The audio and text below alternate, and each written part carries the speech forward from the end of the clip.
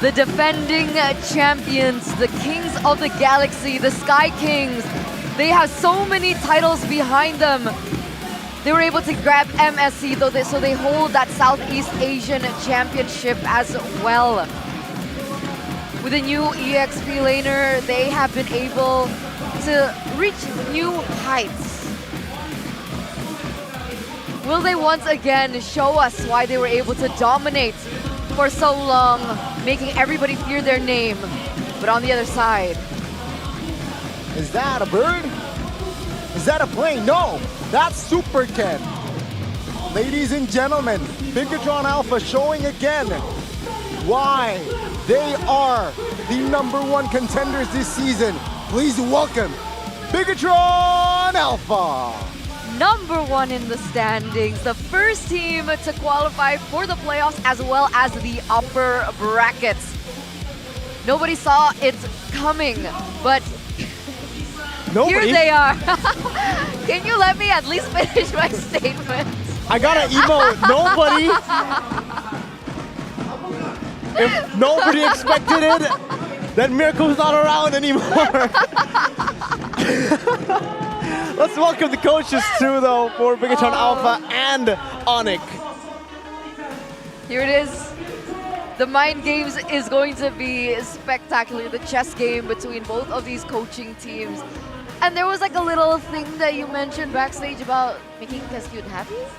We'll wait on that, you know. Okay, okay. We'll have a caster POV later on. Okay. But seriously, the coaching staff has really transformed these teams into different beasts, right? Because we've seen Bigatron Alpha with the previous coaches, but I think we need to talk about the mid laners here, Eterna.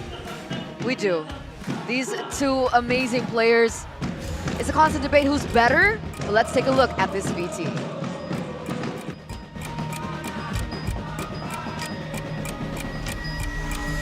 Sans sama Moreno sih. Ya itulah, Sans ya maybe another level gitu lah. Ada satu player yang disebut sebagai benchmark dari mid laner Indonesia. Siapa lagi kalau bukan? Sans! Gila Sans! Bahkan sampai Sonic juga bilang Ea. Oke, Sally mulai terlihat lagi. Oh my god, Sans! Oleh RRQ dan sekarang dengan wipeout-nya RRQ menyisakan tembakan di dalam base. Sebenarnya kalau mid lane tuh sekarang yang gue lihat metanya tuh benar-benar harus sepaket sama tank lah. Kalau midnya jago tuh tanknya udah pasti yang bisa ngebantu juga. Jadi bisa kelihatan kayak misalnya contoh Moreno sama Kaye kayak. Lagi tapi Gugun masih ingin berjuang, penalti zone dikeluarkan dan Gugun begitu sulit untuk bisa mendekat ke arah dari Lordja. Ini luar biasa, again and again Lordja walaupun tertahan di dalam satu dinding dan juga Yawi. Miskalkulasi sepertinya. Gerakan mereka tuh benar-benar yang cepat. Mereka benar-benar gerakan yang defensif, bisa bantu teman-temannya. Kalau misalnya Sanski Boy, mereka gerakannya agresif, yang bisa nge-pressure semua lane-nya. Bahkan sampai Sonic juga bilang Ea. Oke, Sally nggak boleh terlihat lagi. Oh my god, Sans! Terus kalau menurut gue ya Yesieljo kenapa bisa gue bilang karena ya ada Yawi juga yang gerakannya tuh hampir sama kayak Sans sama Kibo yang agresif. Jadi ya menurut gue top 3-nya itu. Samaan nih lo sekarang. Ketumbenan ya. Impulsion yang udah langsung diambil dari Valentina badan saja. Vincent siapa jadi korban dari tersebut, bahkan sekarang ada 2 player.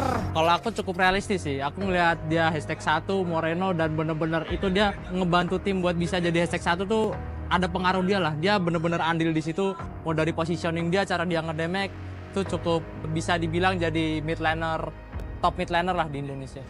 Minimal botnya akan dikacangin sebentar, base turret di arah bottom lane akan diambil. Benar. Oke, tapi ini serangan ke arah mana? Surprise! Happy birthday Kiss bersama dengan Dexan. Double kill didapatkan. Happy birthday anak dewa.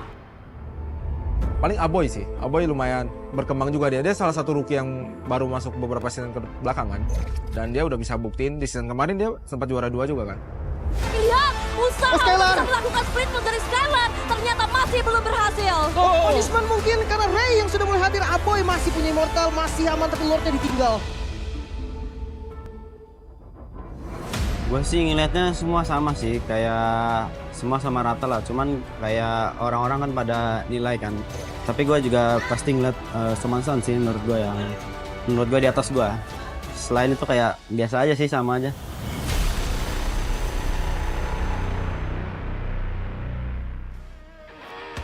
This brings us to yet another interesting topic. It's no longer just who's the better team, but we can actually dissect it per role.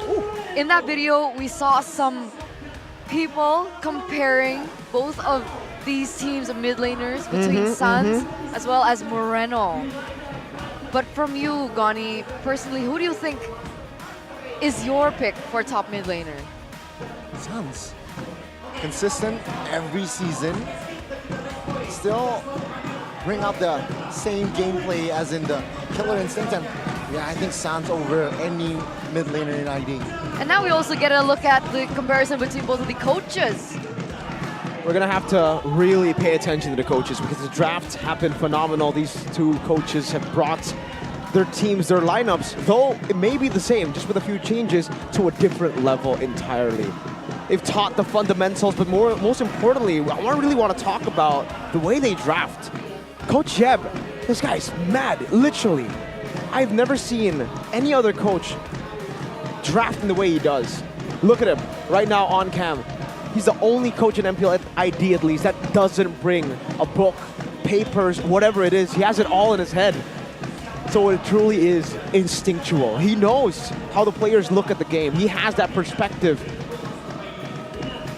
And I really have no words to describe that knowledge that he has. Meanwhile, on the other side, it's a newcomer to MPL, Kescute, making his debut in MPL Indonesia.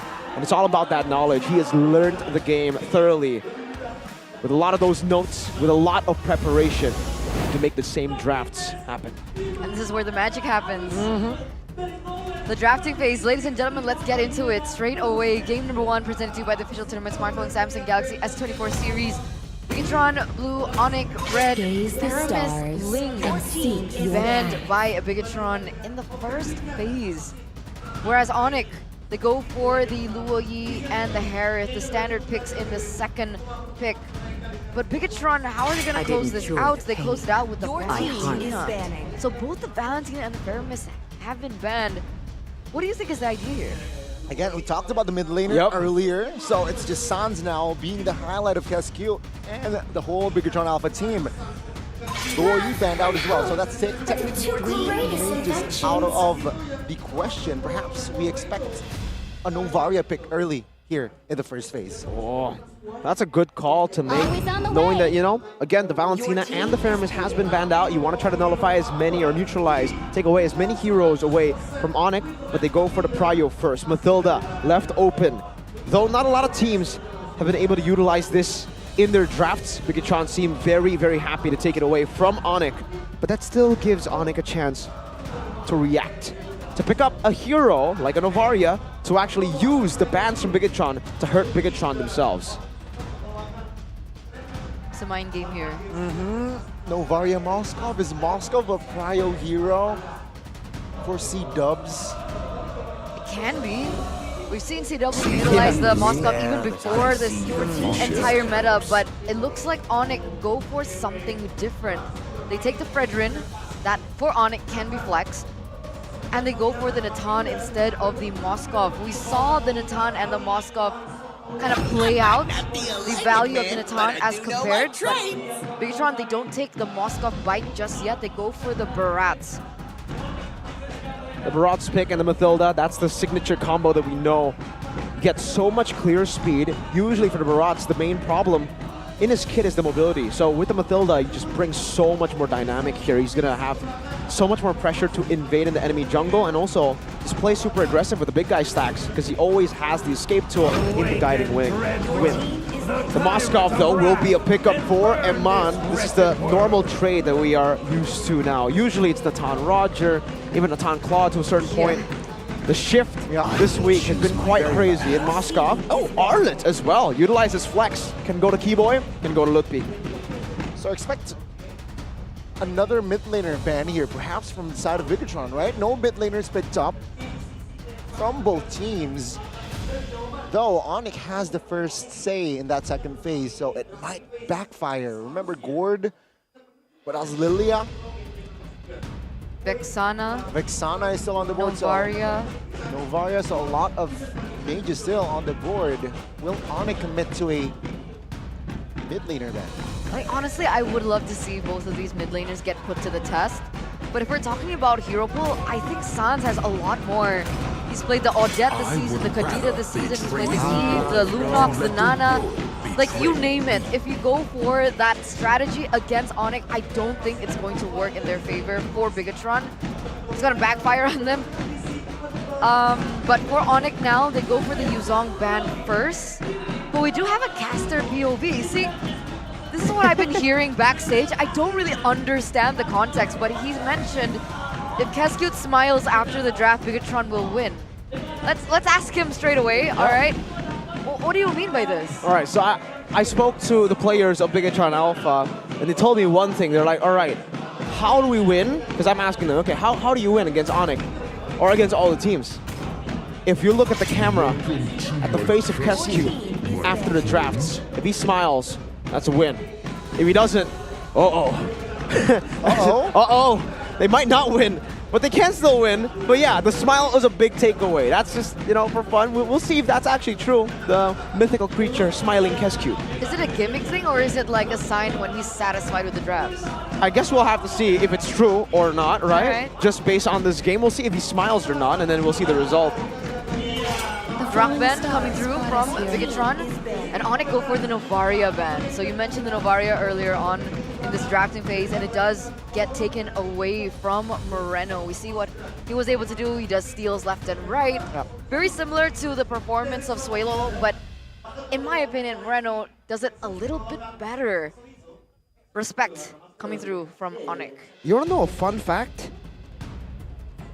Tell us. AP Bren like to do the same thing against Onic. Valentina and the Faramis taking it away. Usually it's traded.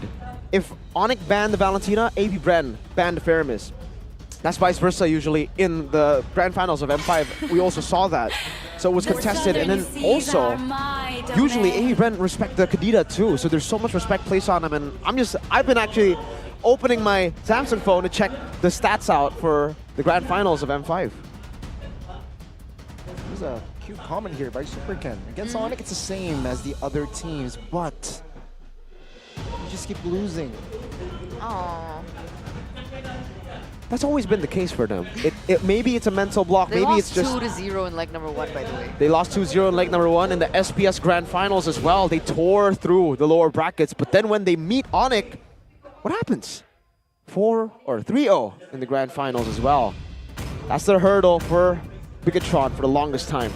But I think it's good for Bigatron, right? Because they've been showing promise since last season, and the fact that there's still a team that they have yet to conquer, it should light their fire, ignite that flame for them to find a loophole in terms of macro, micro performance, drafting phase, you name it.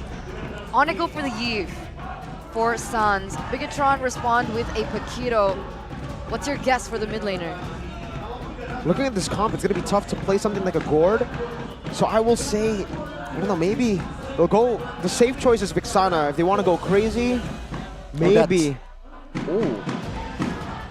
I'm not thinking Odette. I'm thinking more Lilia as well. You could do a bit more damage towards the Fredgen as well, stopping the choke points, but the range is definitely a big problem there. So they go for Gourd there. The signature Sans actually. It's not exactly safe, is it?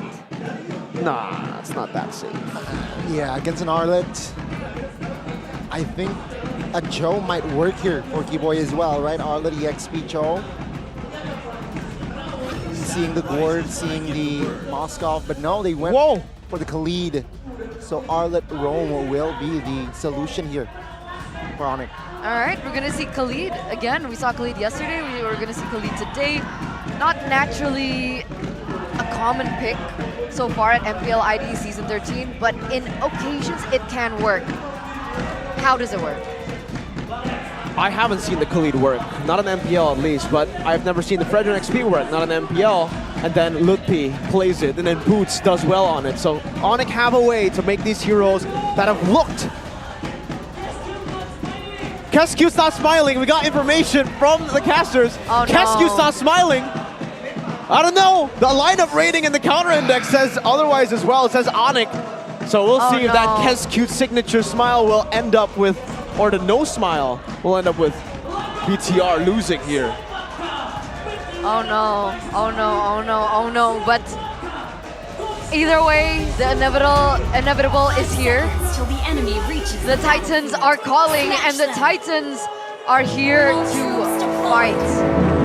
Ladies and gentlemen, we have the red robots on one end. Welcome to Mobile And Legends. the Sky Kings in the other.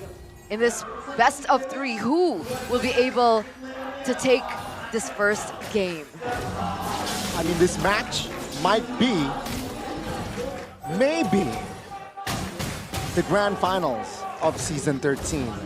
Oh. Based on the standings, it does look like that might be the case, Gani. Maybe a glimpse into the future of what might happen. CW. Oh, early on, Moreno getting chunked though. Want to talk about CW, same emblems as what we saw from Skyler earlier for Iman. A bit more defensive and the agility too. So he's going to play more on that maneuverability of this Moskov, trying to outmaneuver Onic. And Iman, this time, has opted to go for Flicker instead of the Purify. They are going for the early invade though. Superken and Keyboy is there to cover, but Superken will gladly use the retribution, gets level 4, and Daytona's welcome towards Keyboy. Flickers out though. Sorizo almost gets the first blood, but Keyboy was able to dodge that. See, that's already a very entertaining first few minutes here between both of these teams. Jumping back into the emblems earlier on, Sans goes for quite an interesting path as well, right? Does he go for more defense there? Yeah, he actually did. So it's very interesting to see him go for Tenacity and Rupture, because a lot of mid laners, you want to try to get that Wilderness Blessing, right? That's usually the emblem that you always have for mid laners. That doesn't change. What changes is the one on top. He goes for the Rupture for more damage and Tenacity, so he knows that he's going to be more often than usually. Wait, Keyboy? No flicker. Mr. Gush committed. Keyboy low HP with Key and Moreno. Definitely, No way. right? Definitely Keyboy will fall. Take a look at Chorizo though. Low on HP, Lupi finds the kill. That's a trade. Kyrie secures the turtle and Super Ken will fly out with the help of Key. Wow, what an early action. Quick feet, Keyboy. He bought so much time, and by the time they finally were able to take him down, the setup was already done. Yeah. Kyrie, easy retry, being able to get that turtle under the nose of Bigatron just from that quick feet mechanics. Circling Ego committed though. On towards Sans and Mystic Gush with the flicker will finish him off. But take a look at the trade there. Final slash and the taunt will find the mid laner for Bigatron from Bigatron. Aggressive. Did we expect anything less from number 1 and number 2? Spear of Destruction! Yikes. Just yikes. Again, Super Ken with the help of Iman top lane finds a kill on towards C-Dubs. All right.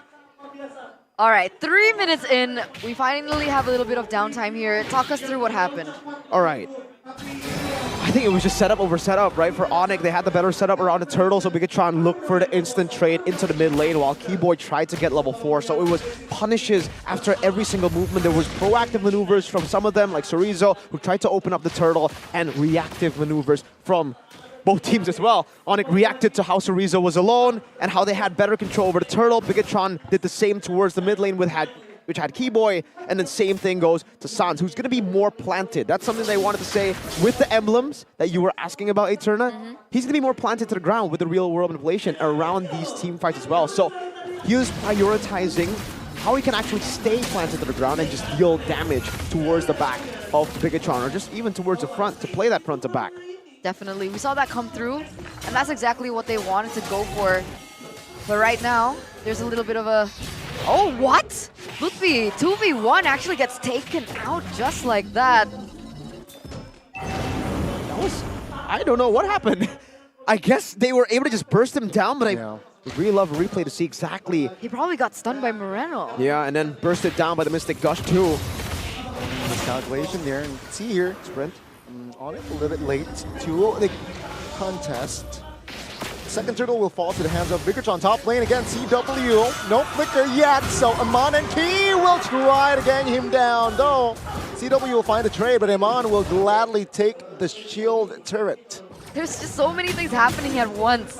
It's getting a little confusing here. Kyrie lost that Retribution battle because he's a level below. Why is he a level below? Does he clear slower than Super Ken on the Barats? Yeah, instantly the Barats has, from the start, a very, very good lead in terms of clearing. And this is something that we were talking about as well, actually, backstage just yesterday.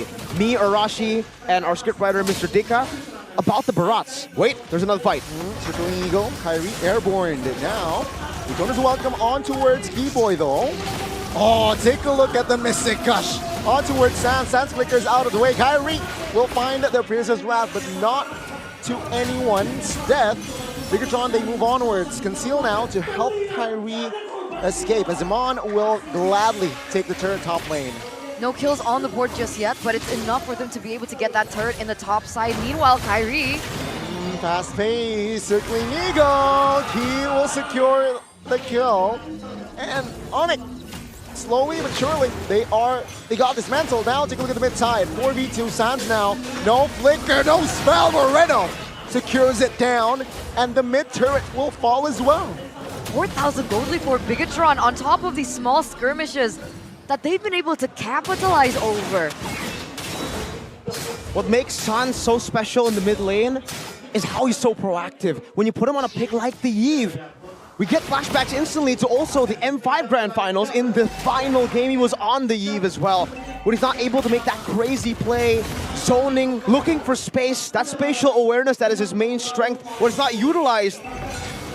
I guess this might be a way to punish them, and Bigatron, they might have found that way here with the third turtle being contested, and no contest at all. They give it to Iman. Yeah, there was no possible angle for Onic to penetrate. Now he spots Luke P. Will not commit on towards a fight just yet though.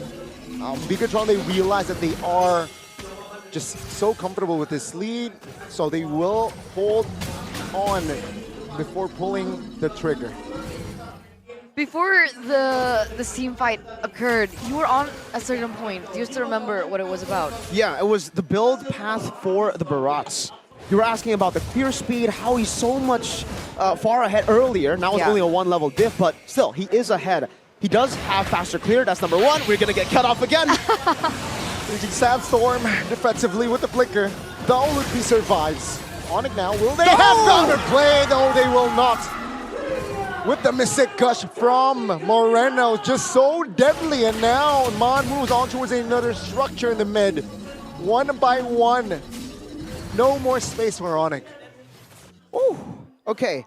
Barats, Molten Essence. When do you go for the Molten Essence? Because usually you're already super fast when it comes to clear. So a lot of Barats would actually just go for a bit more defense, to go for maybe more maneuverability with the Brute Force Press Play, War Axe as well.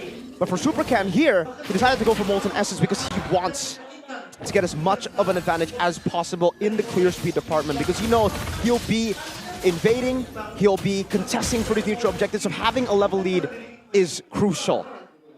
Would that be the same case if he was against an assassin, let's say? Would he build Molten Essence? It's a choice. It's a choice to go for. I think if you want to try to clear faster, especially when you have someone like Matilda that gets out, then yes. You already have the mobility, right? So you don't need additional mobility technically. You can just go for the full clear, full defense path. And that's what Super Ken is going for. If I take a look at the items right now, he's actually gone for Oracle to enhance the healing from the Matilda, and then the Molten Essence, obviously, to enhance his own clear speed. And then third item is the Scar Guardian Helmet. He's playing fully for HP. He's not playing for any other defense, technically magic defense for the Oracle.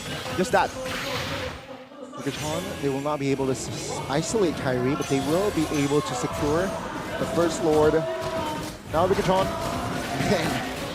Onyx jungles are... It doesn't feel like Onyx jungle, it's just a Bigatron now. Again, no counterplay here. 9,000 gold lead for the Red Robots. Yeah, it doesn't seem like they found it, but oh my lord, Key, very aggressive, very confident in their power spike at this point, right? Honestly, Onic, they need to wait for CW to pop off. How far off is CW? Is he still far? I mean, the Lord is closing in here. Very far from the Holy Crystal. He actually, to get the Stargate side, had to not complete his boots. WM already invested in the mid, so top lane will be the main focus. Daytona's welcome on towards Kyrie. melted down. Bigatron, they might look for more. Good stun on towards 2 members here. But CW and as well as Sans will have space to back away. Now let's see, will they force the mid? Onic forcing again on towards the defense here. So Rizzo looking to grab more space as Bigatron plays another base turn in the mid. So Rizzo falls though. Perhaps that is the breather that Onic needs. All right, this lower side of the map, this bottom side of the map will be cleared out by CW. He's gonna be able to clear. Oh, he gets caught really low though from the damage output coming in from Moreno already. But it does buy them a little bit more time to deny the inevitable. CW picks up the Divine Glaive, however. Yeah, so that's what's going to stop the full power spike from this Natan. Firstly, great timing here to put the in-game equipment so we can get to see CW. Okay, he didn't have the boots completed earlier, so only now that he finished the boots, he actually had to just sit on the tier 1 boots to get the Feather of Heaven and Starly Scythe. And then now he's forced to go for Divine Glaive because of how tanky Bigatron Alpha's members are. But if you pay attention to Bigatron Alpha, they actually don't have that much magic defense, right? They have Oracle to enhance the healing, but then they have Dominance, Isis, Skyguard, and Helmet, so they're playing with HP. Good final slash him on with the flicker. Lutpi finds a raging sandstorm, but Moreno will have enough power to melt him down. Keyboy now, the next target on the chopping block. He falls as well. Onic defends with 3. 2-for-0 trade right now for the red robots. And they're looking for more. They have the marksman. They will look for the base. The base quite exposed now. Sans CW. They look for the clear, but Kyrie will not be able to sustain the damage. Now exposed again. Sans taken out, but the base should be the end after the triple kill. 11 minutes. 11 minutes is all it took for Bigatron to be able to get that win against the defending champions. 11 minutes and 47 seconds. Shouldn't. It looks like this team has learned a thing or two from the last time they met, right? 2-0 for Onic. And now Bigatron lead this best of 3 series. What a performance from Bigatron Alpha. All the way from the draft. We didn't see Kescute smile, but maybe he knows that we know about the smile. Keeping a poker face this time around. An aggressive trio mid-play secures game 1 for Bigatron against the final boss. We gotta call him that. Onic, for the longest time in MPL Indonesia, they are the final boss. And so far, with that lead, that momentum grows for Bigatron Alpha. The Red Robots strikes first. And Onic. Wow, 0 counterplay. They were destroyed. It was them trying to create their tempo, but Bigatron, they were all too quick with it, you know? So Kescute, no smile, but still they get the dub.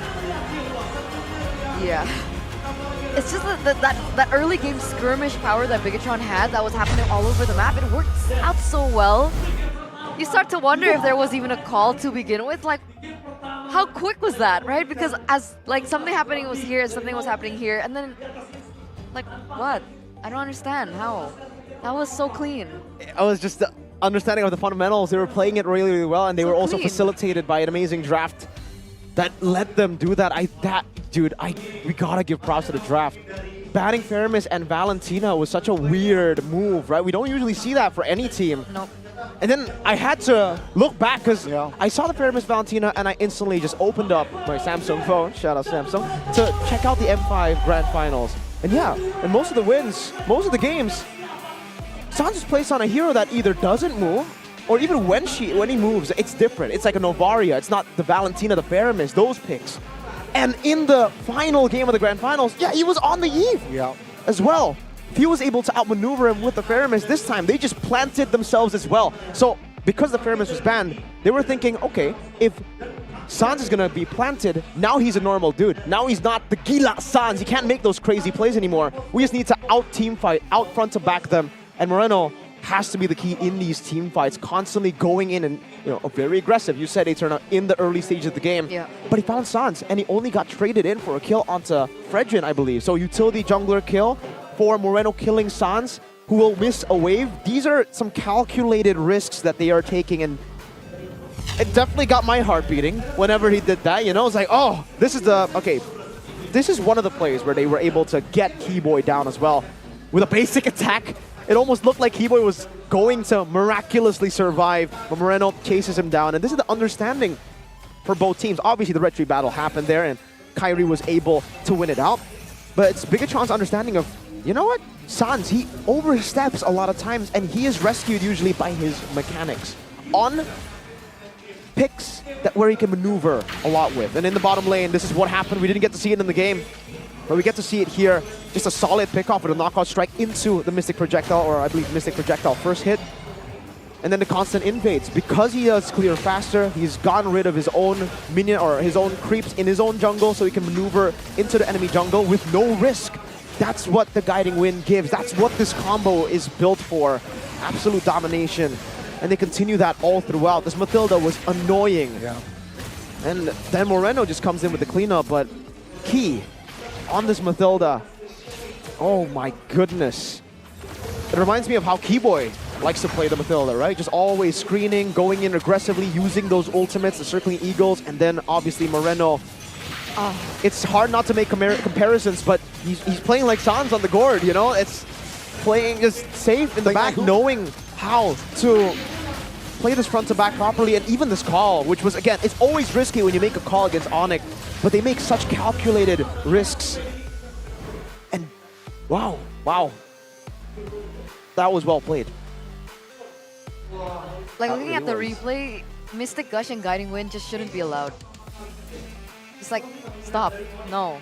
And what I found was like quite interesting was the fact that Onic still went with a Yeet despite the Mathilda pick, right? Because like if the real world manipulation crashes and let's say yes, you get all 5 in your real world manipulation, all it takes is just one Guiding Wind to get you out of that sticky situation. And then where's the kill power? Where's the kill pressure? Basically, you'd have to commit a flicker. Can you flicker an RWM? Like the way you would... No. What, I mean like RWM and then flicker, like the Farsa. Old flicker? No, you cannot flicker while you're in RWM. See, so it's just... It's a lack of value. Static. It's static. You have a Mathilda on the opponent and you choose a Eve. Yeah.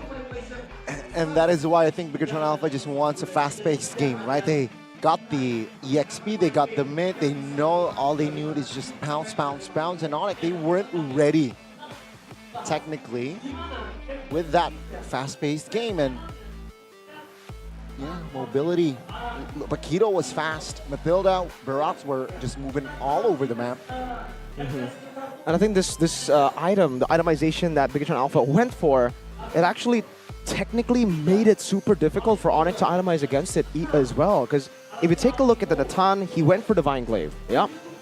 Usually you would expect Divine Glaive because most teams, most players, when they're up against Natan, they would go for probably Dreadnought armor first and then Radiant armor into Athena, the double stacked magic defense.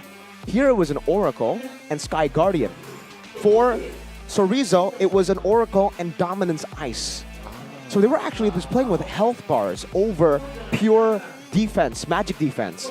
And that kind of baited CW because at this point he's like, all right, so they have an Oracle, that's magic defense, I gotta build Divine Glaive. But on top of that, they have HP, they have the photo as well, constantly giving them shield. So it just makes it hard. If you go Holy Crystal, yes, there is magic defense in the Oracle. If you go for Divine Glaive, yeah, you penetrate, but there's HP, there's extra layers and shields coming in from the photo as well. So, wow, again, just really well played. And technically for Key, it's 2 shields because you got Blood Wings as well in that game. Lutpi went for full damage too. And Kyrie went for maneuvers with the Brute Force Breastplate. Radiant Armor into the Brute Force Breastplate. So it also made it hard for the tanks technically because they didn't know who to itemize for. Radiant Armor for Moreno, and then suddenly a Moskov turns up out of nowhere and shreds them down. What's that? It shreds them down. So after that game, you still think Moskov least value out of Natan and Harith? Sure, you can't really see that. Out of the Harith, yes, for sure. But Natan, I think it's a bit more 50-50. Okay. I personally Depends on the still comp. Yeah, I personally still think Natan is cool, you know? He's cool. He's cool, but yeah, the Moscow's been proving a lot of people wrong. Technically, the Titan also won against the Moscow. It's like it's kind of 50-50 in that department. Yeah. Really depends on how and who gets the item power spikes first. Obviously, in this game, it was Eman. We didn't even get to see the technical peak of the Natan in this game. Yeah. And it really depends on the trio mid, I think, to help facilitate that from happening. And again, so we'll see if there are going to be any adjustments from the end of Onic to be able to force a game number 3. But before that, we are going to go on a short break. Ladies and gentlemen, don't go anywhere. Stay tuned. We'll be right back.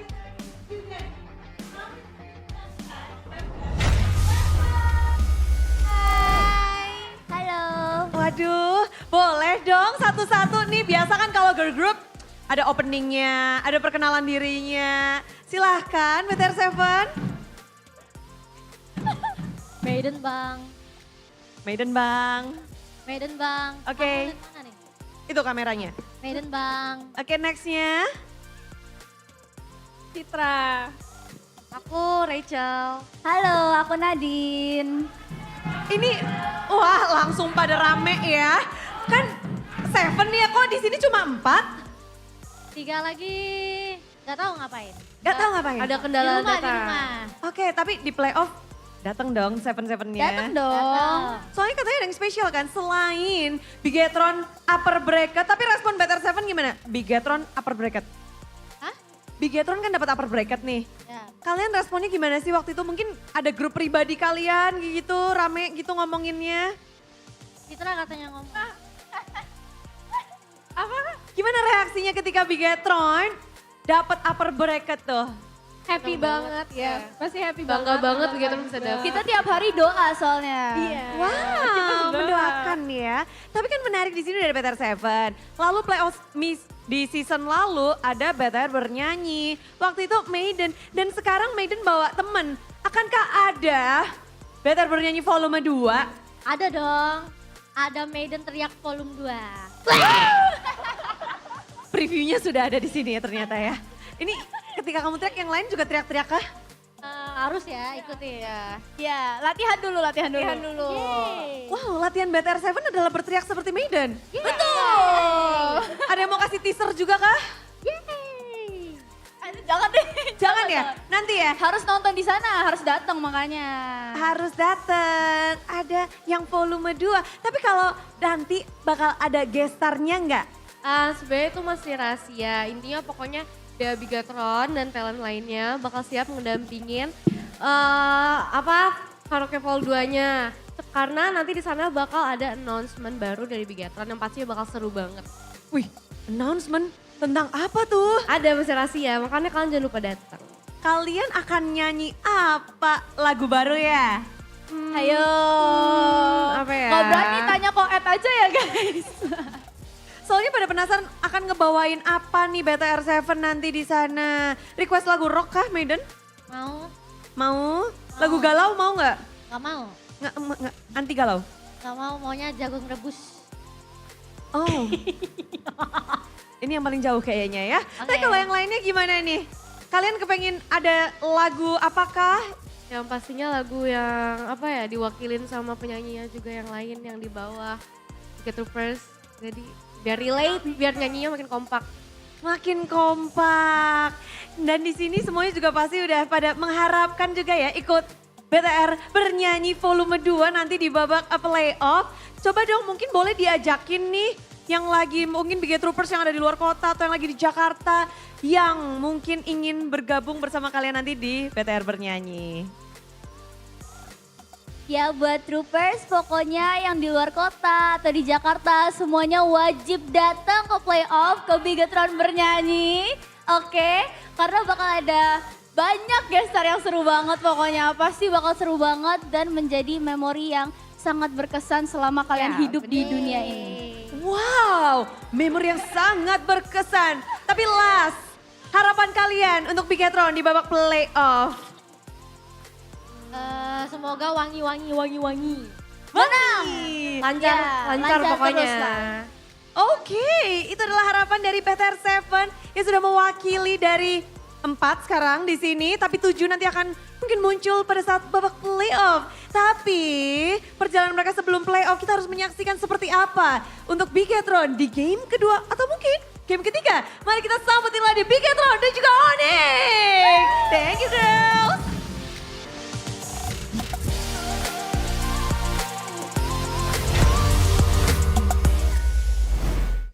We're back, ladies and gentlemen, and we actually got an exclusive interview with the BTR7. So they're like an idol group in Bigetron Alpha, and apparently the 7th member is Mirko. Who are they?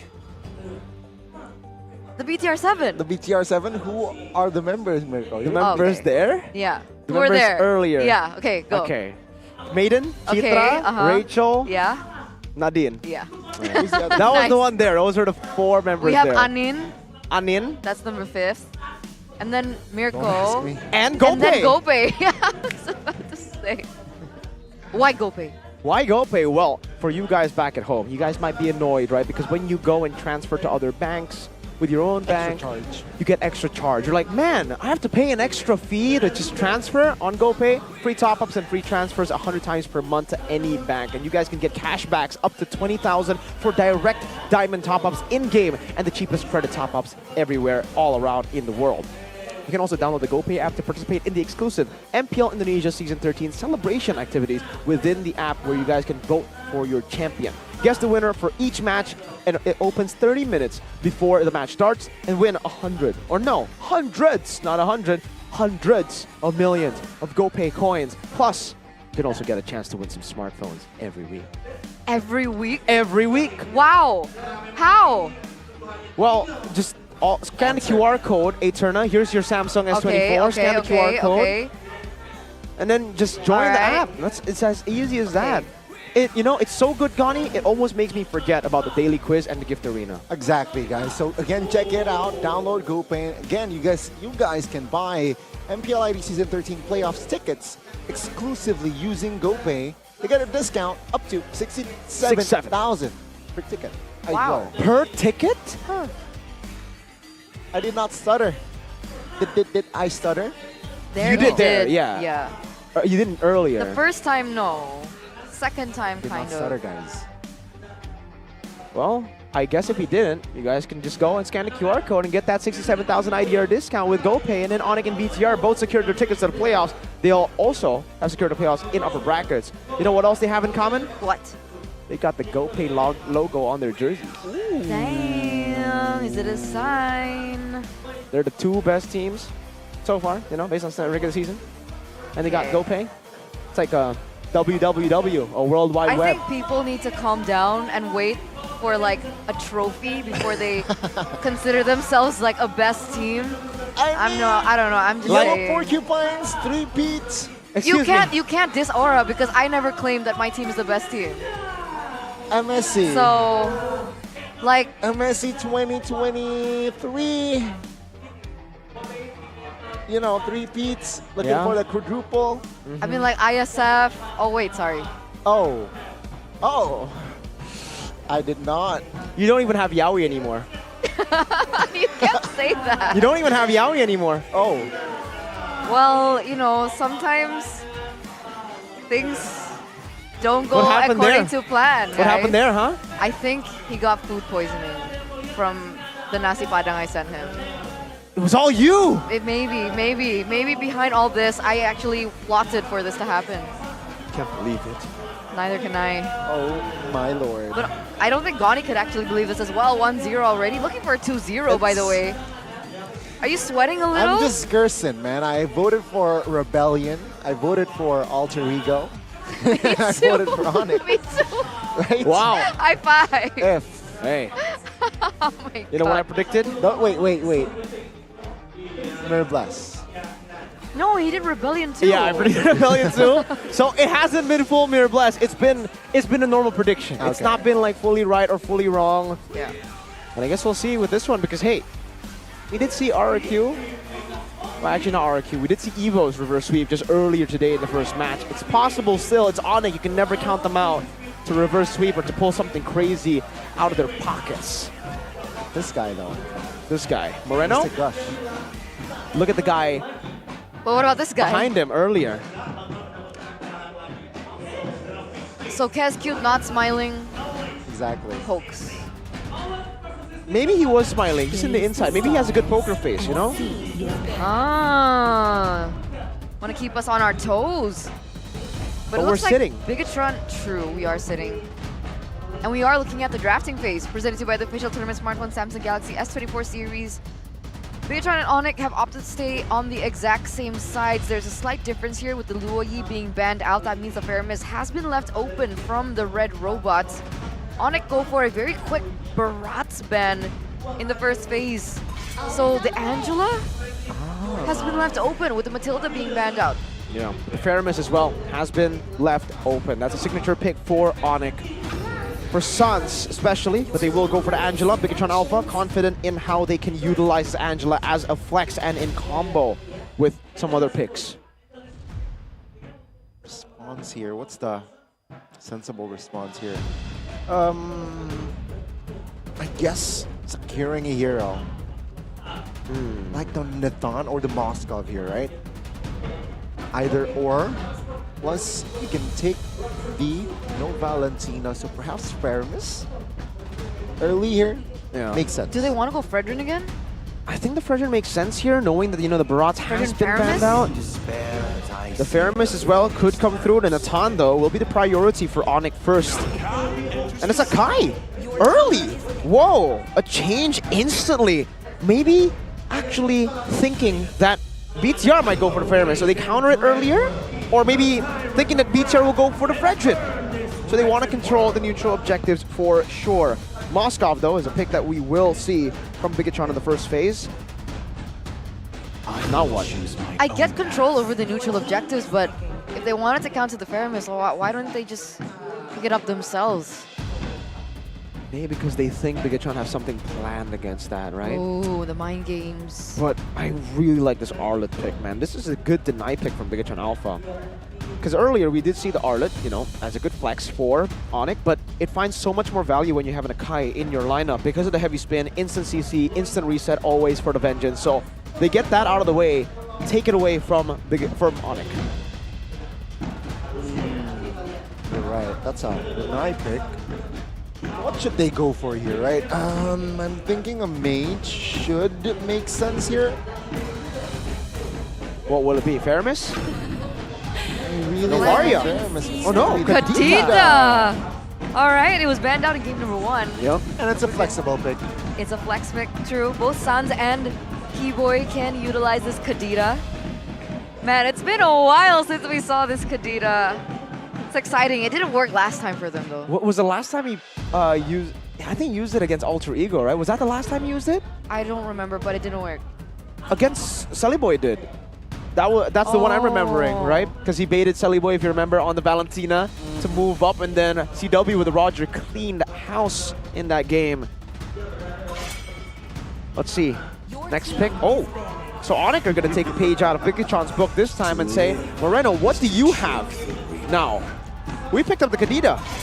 I want to say, hey, Moreno, use the Angela instead in that Yeah, that's, I guess, the value of having the Angela first pick, right? And then the Arlet as well. Still so much flex, so they might have technically just baited out useless bans. But again, it's not useless because they can basically force Moreno to play that Angela with these bans on the Faramis.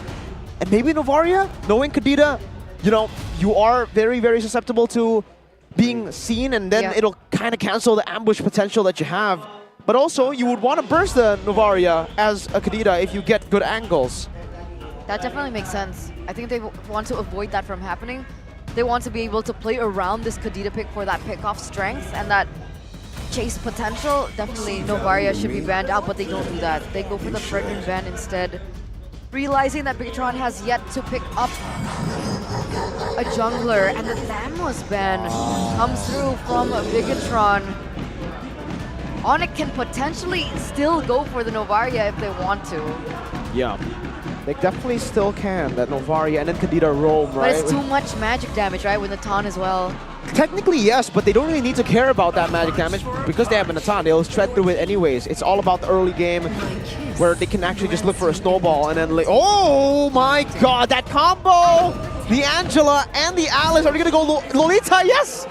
It's the combo that beat RQ! And it's against the Natan too this time. Oh, wow. Onic, have they overlooked this comp? I forgot about this comment. I'm a Bigatron fan. What the heck? Right response here, right? Do they flex the Akai to roam and pick up like a Baxia to go up against the Alice? It looks like they're hovering over an assassin, actually. Does the Bane work here, jungle? Helkert? No way, right? They're hovering over Fanny. Fanny? Is that it? Kyrie's Fanny? That might be it. That's it. Locked in. It's official, ladies and gentlemen. We're going to see a Fanny game for game number 2. Ooh. What do you think about Fanny against an Alice comp? Well, technically, the good part about having the Fanny here is there's technically no cancels aside from a final slash that doesn't come out instantly, so you can try to maneuver out of it. The Moscow Spear of Misery is the only real skill that can stop the Fanny. So I guess it'll come down to how Kyrie uses the Fanny. We all know him for his crazy Fanny performances at least. Let's take a look at the lineup rating here. That does favor Bigatron Alpha, but the counter index is equal, level on the board. First time, I think, this entire season where we get a equal counter index. All right, so it is leading towards one end. In terms of composition, it's leaning for the Red Robots. And now will the Red Robots be able to go for a 2-0 clean sweep against the reigning champions here at MPLID, Onic? Or will they be able to stop this and force a game number 3 with Fanny, with Kyrie on the Assassins again? Let's jump into game number 2, ladies and gentlemen. Bigatron Alpha and Onic. Match points for BTR Alpha. And of course, Onic here with the Fanny last pick. They were able to try to perhaps force a game 3. Yeah. Something I do want to talk a little bit about is the fact that, you know, for Onic, they actually have the Paquito. So they were going to have that wave control in the bottom lane, a bit more prio. So you actually might see some invades towards the purple buff later on. Luckily for Bigatron Alpha, though, they are still on that blue side, so the purple buff will be around that top side where the Moskov does have an okay time against the Moskov. Against the Natan. CW still with the same emblems. Keyboy is actually in a Kai roam. That flex potential, inspire, and the tenacity for Sans. It's the pull yourself together with the rupture this time. Still no Wilderness Blessing for him, and Moreno, Inspire, and Bargain Hunter. So looking to get that fleeting time ASAP to help the team rotate around. For Kyrie, it's still just a natural for the Fanny on that lethal ignition. But I do want to say that Lutpi on this Paquito has not lost a single game so far this season. He's still on a 100% win rate on that Paquito. Will it break today? That's a big question as well. He's being put to the ultimate test. I mean, laning against Sorizo, one of the strongest in that EXP lane as well. You're right, win 6-0. Not dropping a single game. But so is the case for all the other heroes, for the rest of the Onic members as well as Kyrie. Where's he going here? Is he looking for a pick perhaps in the bottom lane? Will not reposition though. Will not commit to the recall as well. Look at bottom side of the map. Moreno! Who flickered out, still gets taken down. Super Ken now invading. Kyrie spots Super Ken out. No supports, and Kyrie no purple. Take a look at this. Onic now commits on towards a fight, and Super Ken goes down. He flickers out, but they will not have enough space to escape as San secures the kill. So Rizzo jumps in a little bit late to the party in top lane though. Onic. CW is actually losing on the trades. And the crowd goes wild, but that was a trade for 2 members. Wait a minute. Sorizo. Yeah. He's the forced. flicker and will get out. First that flicker gets out. But that was a 2 trade in for Kyrie's purple buff. Yeah. Yay or nay? Yay, because Kyrie won't be able to make more plays around the map. Nay, because Kyrie gets a kill, and that will enable him to snowball. So when he does get the purple buff, he'll be an absolute monster. And on top of that, they get the turtle too. So not the worst trade at all. It was actually still beneficial, definitely, for Onic. Sans also got the snowball going here with 1 kill and 1 assist. And Kyrie, we know how sneaky he is with the farm, so he should be able to look for farm across the different sides of the map as well. Already stealing one camp away from Super Ken. A different game entirely here in game number 2 with Onic starting things off. Okay. Wasan's looking for his next pick potential perhaps here. Not finding it just yet, but we have a fun fact. This is a rematch of the grand finals of SPS MLBB Season 3 playoffs where Onic faced Bigatron and Onic. Oh, wait a minute. Oh, good knock up here by Sans, and with the help of that heavy spin, it will actually bring Super Ken and the Angela back. Looking for it to TP, but Neon Blast will not connect and committed. Taking a look at the immobilization there, Kyrie almost got stuck, but no casualties on the board from that skirmish. What a skirmish. Back and forth. It's still Onic with a 1.3k gold lead. Chorizo. Oh, 2v1. Chorizo with the gun throw, and Ludpi diving under a turret secures another kill for the yellow porcupines. Ludpi is snowballing real good now. He already has so much more pressure compared to the Arlet when it comes to wave clear. He already has the Hunter Strike, so he should be able to pressure Chorizo even more, participate in these fights. And heck, he might actually just go full damage. Look at how much gold he's getting. Full turret gold down below. Just boxing the shield off the turret. That's crazy. That's crazy, and that reminds me of OBS Gold and their collaboration with MPL ID Season 13. Keep an eye out for that, as it is coming soon. Kyrie was coming soon earlier on, but he doesn't go for the commitment onto it. Super Ken level 8, Kyrie level 8 as well. It's gonna be an interesting next siege here on the neutral objective. With both at level 8, who has a little bit more of an advantage? Wait a second, Sans! Good airborne on towards Ki and Chorizo, now half HP. Monica, they will not pull the trigger for a fight just yet. As CW actually joins in. Now perhaps Monica will look for an opening! Heavy spin, Ki uses the flicker. And with that, Onic will take space. The Super Ken jumps in with the help of the hard guard. Kyrie, my goodness, finds a retreat and the kill. Taking the backside, Sans actually caught and taken out. Keyboy looks for the trade, but he will not find it. As Amon now looks for the kill onto its Keyboy. But Onic, they should not have business here. Ludpi is just going crazy. CW now free hitting onto its key. Amon with the slide. Kyrie. Greenhouse claims a double easily. And Key will escape. The finisher comes down. That was so aggressive by Bigatron, but in like a good way, right? They were able to maneuver in and out of these team fights. The fact that Iman was on the Moskov, it was so much easier to achieve. We even saw Moreno on the Angela flicker in, and he was already dealing a great amount of damage.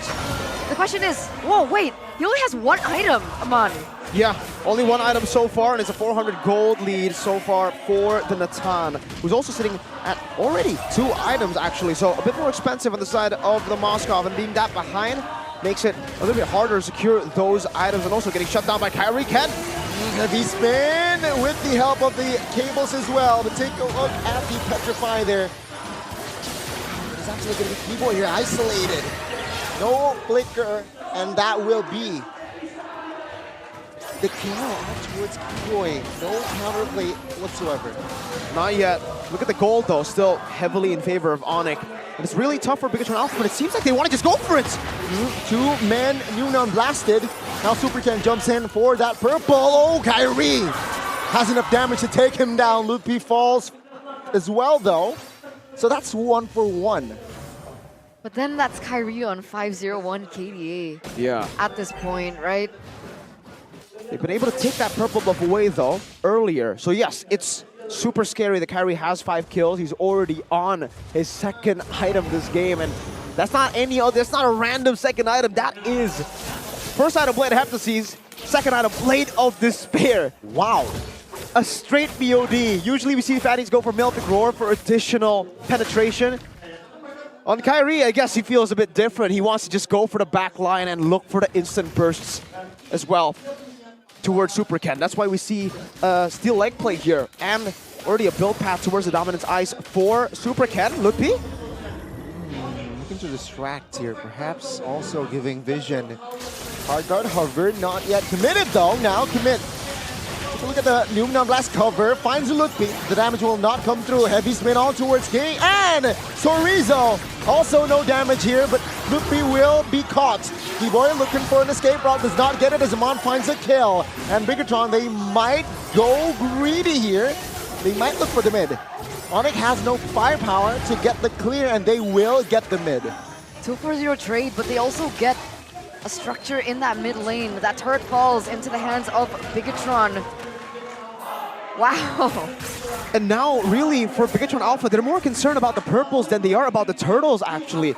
They really don't care about the turtles from what it looks like earlier, right? They go for their own purple, straight into a fight. They go back and forth with the healing of Moreno, and obviously the sustainability of Supercan. And then what do? After the mid lane turret? They don't go straight for the bottom lane. They go for the purple again. So it's all about shutting down Kyrie. Onic needs to find a way to give Kyrie this purple buff because that is one of the keys to victory for them in this game. Obviously, a second key to victory will be CW, who's, oh, whoa, so much damage from the piercing basic attacks, but CW is building to be a beast right now. He's already on the way to the Holy Crystal, but that might just be a Divine Glaive as well. We'll just have to see. Third item power spike for CW will be massive in this game for Onic as well. This mid game can go either way. I mean, but technically Iman's already on his third item, right? Yeah. DHS, that's a power spike. That is, and that's why you've been able to see BTR be so confident with their engages, because yes, Onic were almost able to threaten Ken with some of these, you know, assassination attempts. Oh. But unfortunately, even if they take down Ken, the real threat is Iman. This is the guy who's free hitting, and that's why they were so confident with Super Ken being so low to take the fight again. At that point, I think even Super Ken was like, it doesn't matter if I die. If I die, as long as Iman's able to land these free hits, we should be able to get the win. Now it's all up to Moreno to choose the right targets to hard guard. Oh. Again. Oh, wow, Sans, he was there, but then he was not. Numenor Blast will not be able to find anyone else, but Super Ken surely gets a purple, right? Yeah. This is such a scary comp from both of them, right? Honestly, but at this point, despite Onic holding into the gold lead, Bigatron has still on control. He goes in, but so does Kyrie. Yes, with the cables, he's low. Heavy spin invested early. No counterplay now for Onic. As I believe it's 100% Lord here for the side of Bigatron. Onic will concede. Perhaps they might find, no, they will not gamble that, and Bigatron finds a newt. Well played. They took that without the retribution, by the way. They started that without the retribution. I think Super Ken used the retribution in the purple buff. Yeah, he used it to try to take the purple buff away, so he had no retribution during the Lord, but he knows that Kyrie doesn't have it either. It was just down to the man advantage that they had. They went for the commitment. They knew Keyboy could not steal it away from Iman, who dealt more damage. And now the Moskov is truly online. That's a wind of nature too. On top of that, the hard guard. That's why he's not going for rose gold. You already whoa, that went through. Purified. Yeah, now Iman though is going crazy.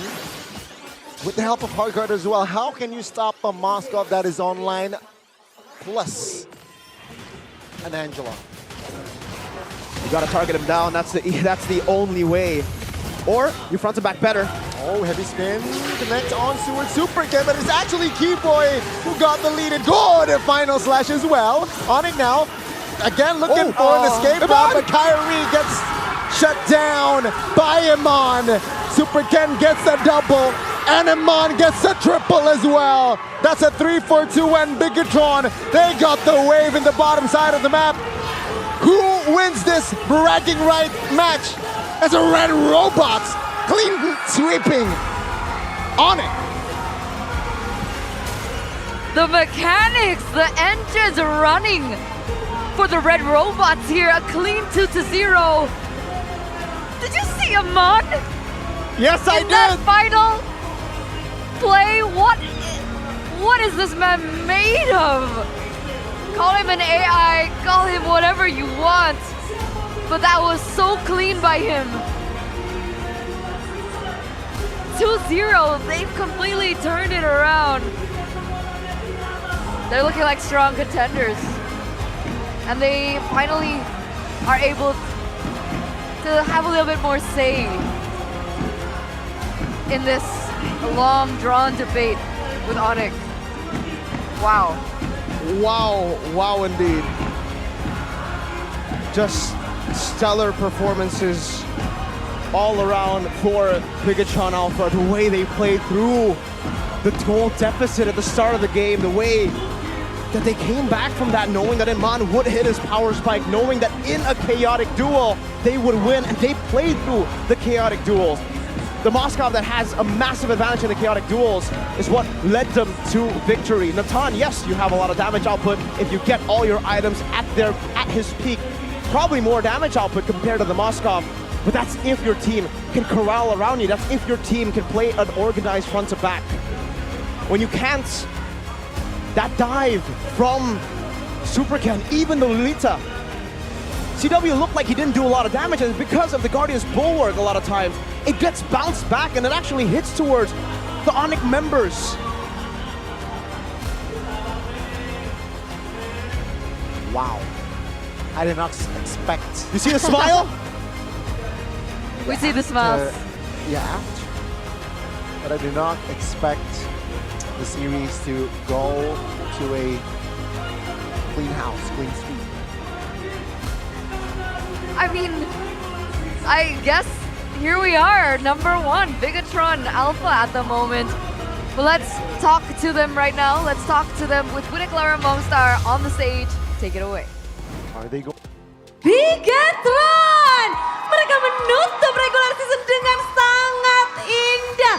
Win streak didapatkan dan lawan terakhirnya adalah Raja Langit.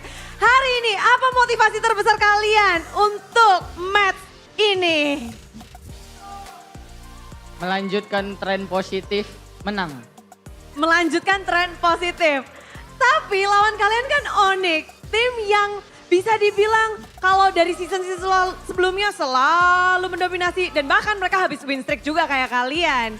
Gimana sih ngelihat apakah ini menjadi tantangan kalian? Kalau buat menjadi tantangan pasti menjadi tantangan kita lah. Soalnya kan di season 13 ini cuman tim Onic kan yang belum kita kalahin. Jadi kita motivasinya harus menang. Berarti down semua ya? Timnya ya? Udah kalian kalahin semua ya? Karena di leg 1 dari tim Onic berhasil mengalahkan Bigatron, tapi leg kedua berhasil dibalaskan dendam dengan cukup sadis. 2-0 di game yang kedua. Kita lihat itu satu momen kalian ciptakan. Gimana sih kalian ngeciptain momen itu? Dan akhirnya one strike push end. Hoki aja Bude kayaknya. Hoki. Tapi kalau game pertama Moreno, Suns-nya dipegangin banget tuh. Hero-nya di ban. Lalu gimana ini pertemuanmu dengan Suns di leg kedua? Gimana nih? Ya puji Tuhan lah. Baru pertama kali ngalahin King Sun. Senang banget. Seneng banget. Sesulit itu kan memecahkan kodenya Suns dan akhirnya kamu sudah pecahkan di match ini? Ya mungkin lagi dikasih rezeki lah sama Tuhan. Buat menang. Buat menang. Iya. Rezeki yang luar biasa ya. Dan ini terus menerus tren positif didapatkan oleh tim Bigatron. Namun Bude jadi penasaran, kan mulus banget nih perjalanan kalian. Apa sih yang mungkin berbeda di season ini yang nggak kalian lakuin di season lalu? Ada nggak? Sesuatu yang berbeda kah? Bisa dijawab Ken sih sebenarnya. Apa Ken? Di season ini apa sih yang berbeda dari Bigatron kok? Buset, super strong. Gak ada bedanya, sama aja. Sama aja. Tapi ngelihat sekarang kayaknya bisa dibilang Superken namanya lagi benar-benar disebut juga oleh para talent. Dan gimana sih untuk mengimprove diri masing-masing? Untuk Superken sendiri gimana? Latihan terus aja sih setiap hari. Latihan terus. Latihan, itu jawabannya? Ya. Wow, dan melihat juga dari semua support, hari ini keluarga Ken datang juga ya? Ya. Apakah untuk penutupan regular season? Ya, match terakhir kan di regular season. Jadi pada mau datang. Ada mau datang. Dan match penutupan tadi bisa ngelihat Kairi dengan Fanny-nya. Jiwa Ken gak terpanggil untuk pakai Fanny? Enggak, cukup Redin Barat buat cari menang aja. Cukup Singkat, padat, jelas ya. Namun playoff di depan mata, siapa tim yang satu-satu nih ya? Siapa tim yang paling kalian nantikan di babak playoff nanti? Dan kenapa? Satu-satu. Satu-satu dong. Evo sih. Karena Soalnya mereka giniin kita kemarin waktu kalah leg 2. leg 2, begini. Iya. Jadi itu berkesan ya? Berkesan banget, jadi ya semoga kita ketemu lah. Semoga ketemu lagi. Oke, EVOS untuk Moreno. Kalau Superken siapa Superken? Yang paling dinantikan? RRQ. RRQ. Ya, Yang masih chance-nya itu tergantung esok ya. Kenapa Ya. RRQ? mau ketemu Vin. Mau ketemu Vin. Temu kangen kembali di babak playoff. Singkat juga ya. Untuk Ki? Siapa aja lah, maksudnya kayak kita mau playoff siapapun harus kita lawan lah. Jadi kita ready buat lawan siapapun. Satu gitu, siapa? Satu. Ada yang paling berkesan mungkin di babak ini, di regular jadi kepengen bertemu lagi? Gak ada sih, gak ada. Oke, kalau nggak bisa jawab buat babak playoff, di regular season, siapa performa tim yang paling meninggalkan kesan buat Ki? Masih Onic. Onic? Onic performanya yang kita lihat dari awal season, mereka naik turun sampai sekarang dia naik terus lah. Onic menjadi nama yang disebut oleh Ki. Oke, for Eman, what team that you want to face in the playoff? Ada nggak tim yang dinantikan gitu untuk bertemu kembali? Geek Fam, because right now they're improving so much. Geek Fam, karena dari perkembangan Geek Fam yang sangat besar, jadi Eman mungkin penasaran ya. Kalau Sorizo? Onic. Onic, kenapa tuh Onic? Gak tahu, pengen aja sih. Pengen aja. Ya. Hasil hari ini emang belum bikin puas untuk Sorizo 2-0. Biasa sih, kalau gimana. Masih ada yang kurang ya? Ya, soalnya masih belum playoff kan. Kangen Boots atau Lutfi? Wah, kasih main burst lah. Kasih main Boots lah. Dan ngelihat juga hari ini, Bigetron dengan sangat indah. Dan kita masih menantikan sebenarnya satu slot lagi untuk mengisi babak playoff. Masih tanda tanya, jadi besok matchnya benar-benar akan mendebarkan. Kalian sendiri bisa kira-kira nggak satu slot terakhir akan di tangan siapa? Apakah Rebellion atau RRQ. RRQ? Karena ada Calvin. Karena ada Calvin. Singkat ya, memang ini Vivin. Dan untuk Bigetron sendiri semuanya tuh menantikan kalian di babak playoff. Ayo dong kita kepengin dari tim Bigetron, tim yang paling dipucuk untuk ngajak semua superfans, semua Bigetroopers untuk hadir di babak playoff. Buat Bigetroopers, regular kita udah selesai. Jangan lupa nanti datang lagi di playoff dan dukung serta doain kita, semoga kita bisa memberikan hasil yang terbaik di playoff nanti. Itulah dia, satu kata untuk regular season dari Bigetron. Mantap! Mantap! Semantap itulah 2-0 dari Bigetron. Caster, mantap!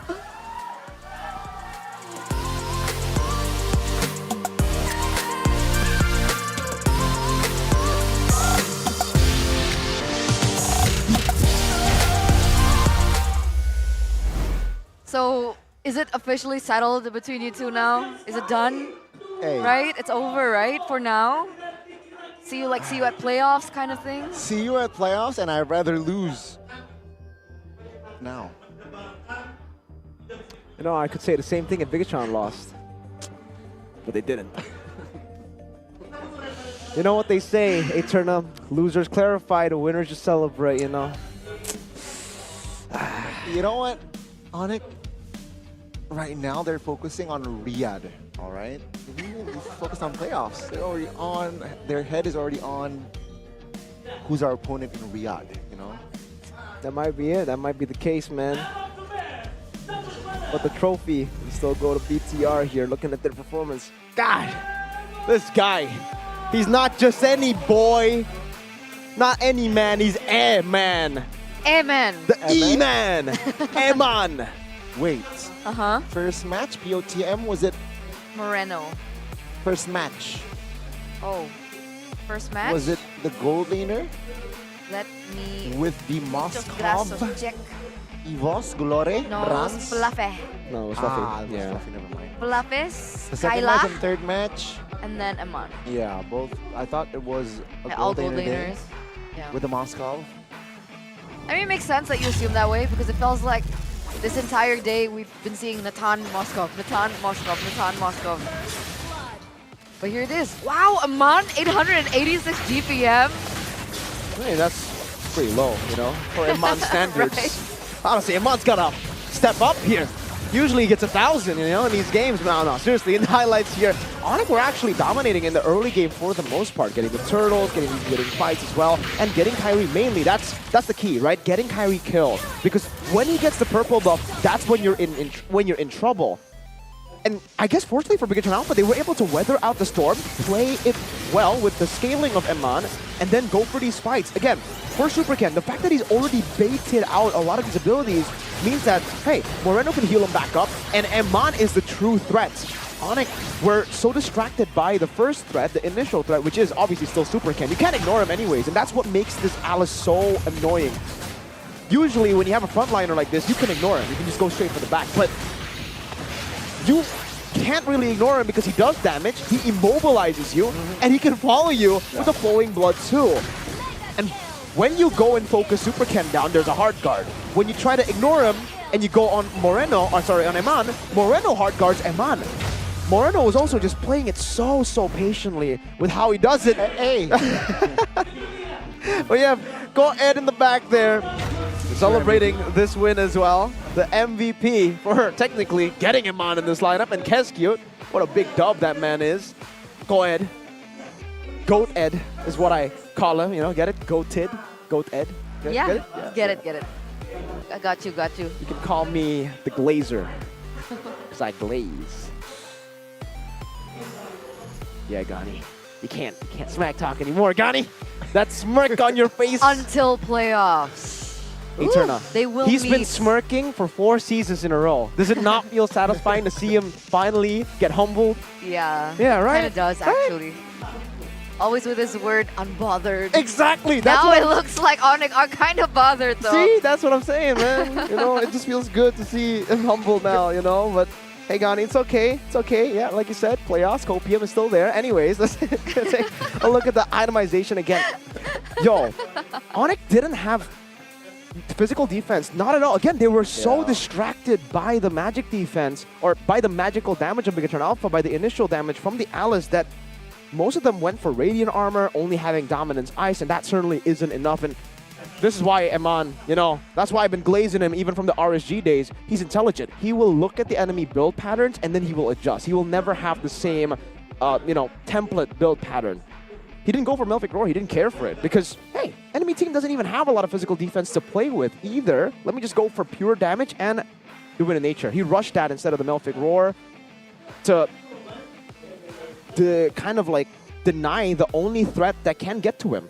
Usually you would expect the Kadita and Natan, but for some reason this game, Bigatron just had Kadita's number all the time. Kadita was always going to Alice. And the hard guard tanked it up. He was able to immobilize Sans multiple times. Yeah, so the only threat left there was Kyrie and Lutpi. With the Wind of Nature, there is no threat technically there at that point. Yeah. It's interesting too that Moreno headed straight to a photo instead of the Enchanted Talisman. Yeah. It's like you think that you'd want to be able to maximize that utility from the Heart Guard and the heals and even the second skill, right, to tie them up, but he actually opted for photo more than his own what's the word? His own usability. Like he prioritizes his ability to give that shield out, the value from the photo first. So he can be selfish on the Gorn, he can be selfless on the Angela, right? And I want to point out, earlier, we don't get to see it anymore, very sorry, but orange buff to purple buff ratio. Orange buff, actually, even though Bigatron won that game, Onic had more orange buff, 7 to 4, or 7 to 5. But on the purple buffs, it was Bigatron with 11, Onic with 4. Yeah. That's the whole concern of Bigatron. They're like, we are okay giving kills to Kyrie. Because if we take away the purple buff, that threat is, even if the kills are on him, the threat is not as crazy as it was before, right? Still, it's the purple buff that allows Kyrie to make those plays, to be the carry he wants to be. And without it, with him shut down in that department, they were all good. So let's take a look at the golden moment by UBS Gold now to take a little sneak peek into what happened in the comms for Bigatron. Mau gas, guys. Mau kadita. Kaya. Bentung kadita, koy. Standby. Itu kadita. Kadita mati. Lord aja. Aman. Gua aman. Tunggu, gue left side dulu ya guys. Bisa lord. Udah Trigo 8 Paninya lo. All in aja man. Si Akai nggak punya ulti kan? Akai nggak punya. Nice boy. Balik. Gak ada Pirigo ya. Bisa mid, mau mid nggak? Boleh sih, tapi gak ada Pirigo guys. Ada birunya. Jangan tahu sih. Biru dulu aja. Man, gua cover lu man. Ya. Pukul man. Konsil dia konsil. Kadita awas. Nggak ada ulti ya kan? Dapat gua. Nice one. Balik. Lihat Akai di gua. Nggak ada ulti gua. Gua Rata dia. Pakito target. Pakito mati. Nice boy. Bisa ada mo. Oi, chill. Nice man.